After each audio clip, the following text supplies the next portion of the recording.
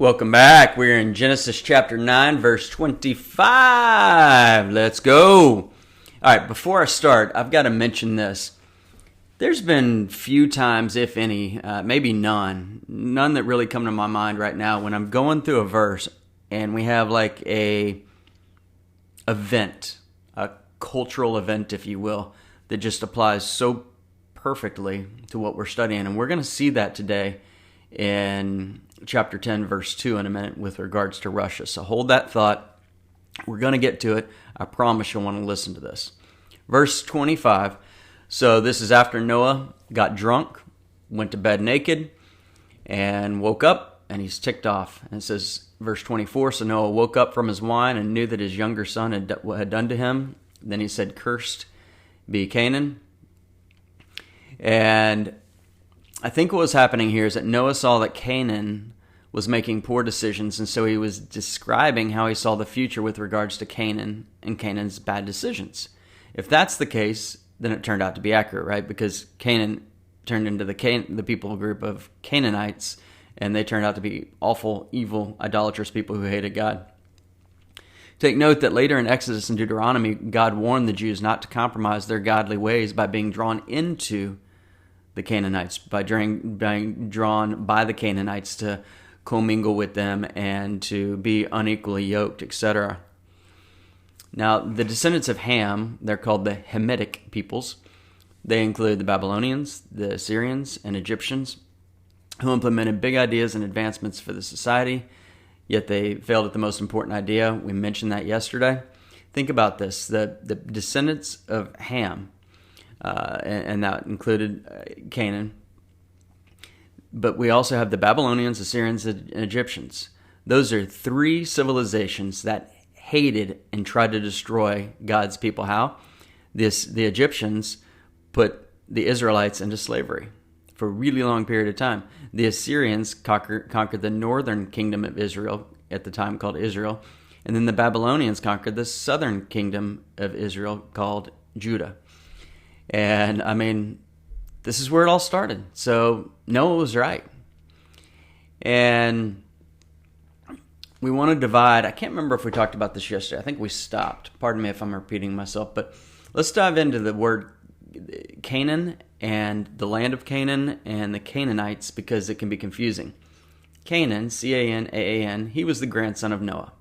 He was cursed, as we just saw, possibly for something he did, but possibly for the sins of his father, as God knew that Cain would choose to follow in the footsteps of sin rather than follow in the footsteps of God. Even though Noah loved God, followed God, his son Ham, it sounds like he probably didn't, and certainly Canaan did not.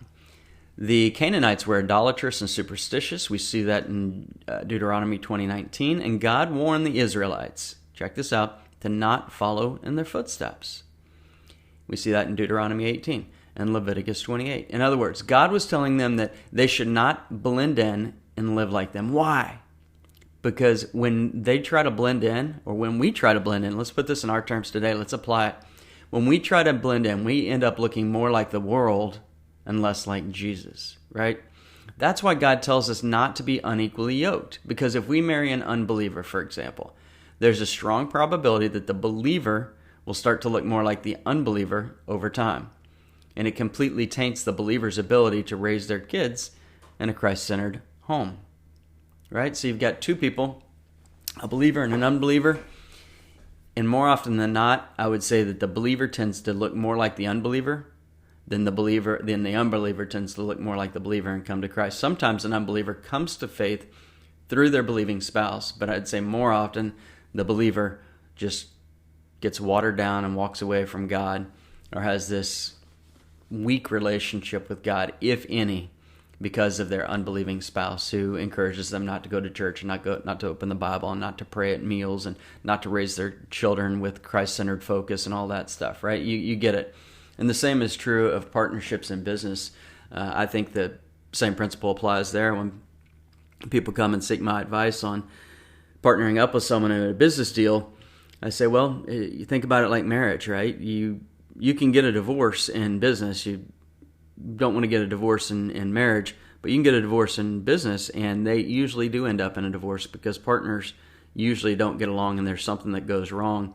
And especially if you're trying to live by principles of honesty and transparency and love and kindness and forgiveness, and the other person who's an unbeliever as a business partner may say they believe in some of those, and maybe they actually do, but they don't have the driving force of God. They don't have that accountability saying, I'm going to have to face God about what I did, right? I've got to talk to him and do all this. So be careful. Marry someone who's a believer. Go through premarital counseling. I did not. I wish I had, but I wasn't walking with Jesus back then. If you're going to get in a business deal, I encourage you to do it with another believer where y'all are like-minded. Doesn't mean you're not going to have problems. You probably will because it's a business deal. It's like a marriage. You're doing stuff together all the time, and you're going to have differences of opinions, but hopefully you can work them out amicably. So the Canaanites were opposed to God and did not honor God. In contrast, let's look at the land of Canaan. It's completely different. The land of Canaan is a huge geographical area promised by God to Abraham and his descendants. The promised land includes modern-day Israel, including Gaza and the West Bank and Jordan, as well as parts of Egypt, Syria, Saudi Arabia, and Iraq. Today, the country that we know as Israel, the land that we know as Israel over there, is not the full amount of the land of Canaan, not the full amount of the promised land. There's a lot of areas. It's only a fraction of the whole area promised to the Israelites, which will be fulfilled later on, but it's not right now. And this is another reason why we want to support Israel. It doesn't mean we have to agree with every policy that they do, because there's some that we're probably not going to agree with. But on the whole, God loves Israel. He loves the Israelites, and we are to support them. Whereas many politicians are anti-Semitic and hate the Jewish people and hate Israel and try to do everything they do to destroy them. Why? Because knowingly or unknowingly, they're following in the footsteps of the devil, who wants to destroy the Israelites, because the devil's always wanted to do that, right? He's tried to chop off everybody, thinking, if I can just get this person, they can't be saved, right? He sent the king to kill all the newborn babies because he thought, if I kill this Messiah, then he can't come into the world, or he won't be in the world, and he can't save his people. He's always tried to cut them off. And we saw that the Egyptians battling against Israel, and the Assyrians and the Babylonians and the Medo-Persians, the Grecians, you name it. All right, so the land of Canaan is the land described as the land of milk and honey. You know that. You could see Exodus 3:17, Numbers 13:27. When Joshua and the Israelites were ready to take the land, it was inhabited by 7 nations, including the idolatrous Canaanites. Right? We just talked about who the Canaanites were. The Israelites had the option of letting fear control them and not enter the promised land, or they could choose to trust God, obey God, and reap the blessings and benefits and peace that comes from living a Christ-centered life when one denies themselves, takes up the cross, and follows God. So here's the question for you, and for me. What is something that we are fearful of that we can choose to lean into and trust God? Because remember, fear is the opposite of faith. If you're being fearful of something, it means you're not being faithful and trusting God. And be careful. You don't want to be a chino, right? You've heard the name Rhino, and we could say Kino. I just made this up a couple days ago. I was thinking about it. A rhino is a term right now for a Republican in name only, someone who says they have conservative values, but they do something that's in contrast to that. And so a Kino, or a Chino, however you want to say it. Again, I made up this acronym. Maybe someone else did. I don't know. It just came to my mind. A Christian in name only, right? That's a person who says, yeah, I'm a Christian. And you look at them and they're going out and getting drunk and sleeping around on their wife, or sleeping around, and they're not married, and they've got kids from different relationships, and their business life is a mess. And also, you get the idea. They're looking at pornography all the time. They're not convicted of anything that they do. It's like, really? You're a Christian? Because I just don't see it. What I see is a Christian in name only. And so we want to be careful of that. Is that us? Is that me? Right? I would say that used to be me in high school and college and in my 20s. I was a Christian in name only. I tell people I was a Christian, but I didn't go to church in college. I'd go probably on Christmas and Easter. That's CEO, Christmas and Easter only. I wouldn't go when I was at school. And I was, partying and chasing girls and stuff like that. It wasn't what God had for me. But I just pushed him out of my life at that point in time. But at 33, that's when God grabbed a hold of me and was like, come on. And I hugged him. I asked forgiveness. I accepted him. I declared that he was my Lord and Savior, and I wanted to devote my life to him. And it's been that walk since. And as you heard yesterday, doesn't mean I don't stumble. Doesn't mean you won't stumble. I have. I will. You have. You will. But you're convicted. You move on. You get that head slap. And then you just say, God, I'm sorry. And you keep trucking on. You don't do it flippantly. You do it because you really sincerely feel bad about the sin that you committed. But you're asking God to help you next. So hopefully that gives you a good idea of the difference between the Canaanites and the land of Canaan, two very different things. And it says, a servant of servants he shall be to his brethren, verse 26, and he said, blessed be the Lord. Notice that he blesses God, not Shem. He blesses the Creator, not the created. He gives glory to God, which is what we should be doing. We shouldn't be giving glory to man, but only to God. And then it goes on, it says, and may Canaan and be his servant. May God enlarge Japheth. The descendants of Japheth are the Gentiles, which basically means non-Jewish, which would spread out much further than the others to places such as Asia Minor and Europe, while the Shemites would eventually inhabit the land of Canaan and stay fairly localized there. But God still chose to work through the people of Shem, the Israelites. If you don't like that, that's just the way it is. God chose the Israelites to be the light to the Gentiles. How do we know that? Isaiah 42:6. It says, I, the Lord, have called you in righteousness and will hold your hand. I will keep you and give you as a covenant to the people, as a light to the Gentiles. Did they do that? No. But through them, we got the line of Jesus. We got Jesus. We got the Ten Commandments. We got the Bible, right? God worked through the Israelites despite the Israelites being averse to God and or ignoring the Messiah and thinking that they could be saved by their works and not by faith. Not Abraham. Remember, it was faith. He was credited by faith. He was credited with righteousness, not by his works. Takes us to Ephesians 2:8.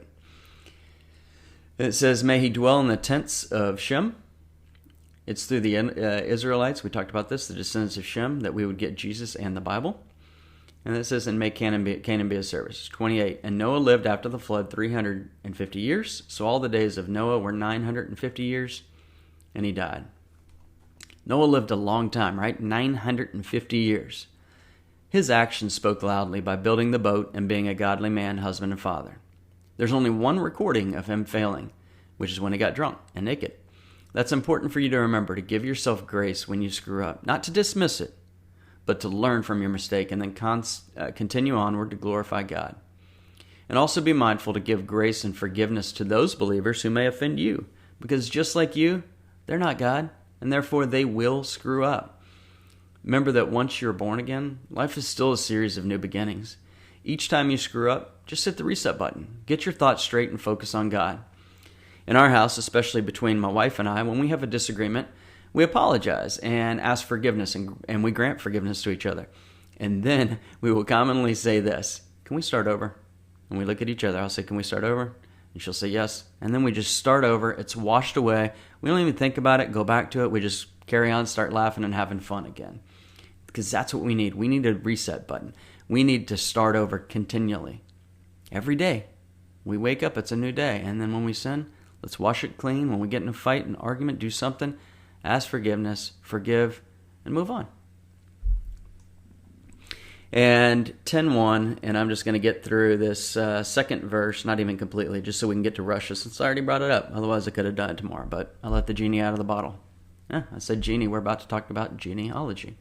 10:1, now is the genealogy of the sons of Noah, who are Shem, Ham, and Japheth, and sons who were born to them after the flood. Shem, Ham, and Japheth became the fathers of the nations. Shem, That's where we get the Semitic people from: the Jews, the Arabs, the Babylonians, Assyrians, Armenians, Phoenicians. Ham is the Hamitic people: the Ethiopian, Egyptians, Canaanites, Philistines, possibly the African and Oriental peoples, though many scholars view the Orientals of Japhetic and Japheth. The Japhetic peoples, the Medes, the Greeks, I can't even pronounce it, and they were probably the Caucasian people of Europe and of Northern Asia. Many scholars would also include the Orientals here. All right, verse 2, the sons of Japheth were Gomer, Magog, Madai, Javan, Tubal. We'll talk about those tomorrow. Let's just hit 2. Gomer, that's present-day Germany, and Magog. This is present-day Russia. Note that in the end times, Russia will invade Israel from the north. This is why I bring this up. I'm going to read directly from gotquestions.org. If you haven't checked out Got Questions, G-O-T, gotquestions.org, it is an unbelievable site. They've answered over 100,000, I think it's maybe even 500,000 questions at this point in time. They have like one-page answers. They're incredible. I've learned so much from them. And I'm just going to quote it because they just say exactly what I wanted to say on this topic. So it says, the Bible does mention Russia, although not by that name, in connection with the end times. You see that in Ezekiel 38 and 39, which definitely refer to a nation coming from northern Asia to attack Israel. After the Cold War, Russia lost its superpower status, making the fulfillment of Ezekiel's prophecy seem unlikely in some people's eyes. However, recent events have shown that Russia is gaining strength, and many believe that the invasion of Crimea is just a first step in Russia's plan to restore its dominance in that hemisphere. This was, when they did Crimea. I think that was back in 2014. I'm not looking at the date. I'm stepping out of this right now. But now today, February 24, 2022, they just invaded Ukraine. So it continues. So now I'm going to continue reading what Got Questions said. It is also interesting to note that in the Soviet era, Moscow was solidly aligned with several Muslim countries in opposition to Israel. Since the breakup of the Soviet Union, Russia has continued to make overtures to the Muslim world. According to the Bible, there will come a time when Russia, in alliance with several other countries, will amass a huge army against Israel, with a view to plunder the Jews' land. The nations aligned with Russia for this military endeavor are Persia, which is modern-day Iran, Put, which is Libya, Cush, which is Sudan, Gomer, Turkey, and Beth, I can't say it, Armenia. Most of these nations are currently militant Islamic states with an express hatred of Israel. Ezekiel says that when the aggressors move against Israel, a few other nations, Sheba and Dedan, will remonstrate, as will her villages, possibly colonies. Sheba and Dedan are associated with areas of northern Africa. Tarshish could be a reference to Spain. Britain, which is colonized the United States, or somewhere in eastern Africa. The objections to Magog's aggression will fall on deaf ears, however, and the invasion will continue. This battle is distinct from the Battle of Armageddon, which occurs at the end of the tribulation. God promises to destroy Gog's, G-O-G, that's Magog, Gog's army. He said, I will execute judgment on him with plague and bloodshed. I will pour down torrents of rain, hailstones, and burning sulfur of him, and on his troops and on the many nations with him. That's Ezekiel 38:22. The bodies of the fallen army of Magog will be buried, but it will take over 7 months to complete the macabre task. The supernatural judgment will have the effect of preserving Israel and turning many hearts to God. And quote, and so I will show my greatness and my holiness, and I will make myself known in the sight of many nations. Then they will know that I am the Lord. Ezekiel 38:23. Many will be saved during the tribulation, and the fulfillment of Ezekiel 38 and 39 will be one means by which God will bring people to know himself. So, I wouldn't look at this as saying, oh, the end times are starting, the rapture is about to happen. Is that possible? Absolutely. Is it also not possible that we could still be years, decades, or hundreds of years away? Yes. I don't think we're that far personally, but I'm certainly not going to predict a date. I just have the view that the earth is 6,000 years old. The world was created in 6 days, and God 1,000 years is like a day, and a day is like 1,000 years. So what did he do on the seventh day after he created the world? He rested. What's the millennial kingdom going to be? It's going to be a 1,000-year period, and it's going to be a period of rest for us. So yes, I do think the rapture is coming soon, and I'm not saying that this is making it imminent. I'm just saying it's really interesting to note that in the end, the Bible specifically states an area that we define as Russia, though the Bible doesn't specifically state Russia, will invade Israel from the north. And we doubted this for a while because we're like, Russia's not that powerful anymore. Well, they're trying to gain dominance and gain territory. You can see what's going on. So I think we know we're moving closer to the rapture. It could be in 5 minutes. It could be in 5 years. It could be in 5,000 years. I don't know. I think it's coming pretty soon, though, in the next couple years or decades. That's my thoughts. So anyways, that's cultural event for what's going on right now. Right here, we can see it in the Bible predicted, and it'll get much worse at some point in the future when they try to invade Israel. Lord, thank you. Help us to understand the Bible. Help us to read it. Give us ears to hear. Help us to see people through your eyes, with your worldview and your lens of caring and compassion and love. And Lord, I pray for the people of Ukraine and the people of Russia. There's going to be people hurt on both sides. I know that on the whole, Russia is a atheist nation, and they largely reject God, but I know there are some amazing believers there, and I pray that you would protect them. And I know that there's some amazing believers in Ukraine, and I pray that you would protect them. I pray that they would be bold and tell their friends, family, and the soldiers next to them about Jesus before it's too late. And I pray that us listening to this, and me, as I go out today on my job and with work and neighbors, that I would tell people and show people who you are, Lord. In your amazing name, we do all this. Amen. Thank you so much for listening to Daily Verse by Verse. We want you to be prepared in season and out of season to study the whole counsel of God so that you can share with people who Jesus is through your actions, so that you have the right to tell them who Jesus is, so that they can come to know Jesus or come to know Jesus better. We strongly encourage you to share this message, this podcast, on your social media, Facebook, Instagram, message, email someone who you think could benefit from it. It's an easy way for you to go out and witness to the world just by sharing this podcast. We hope you'll join us tomorrow. Have a wonderful day.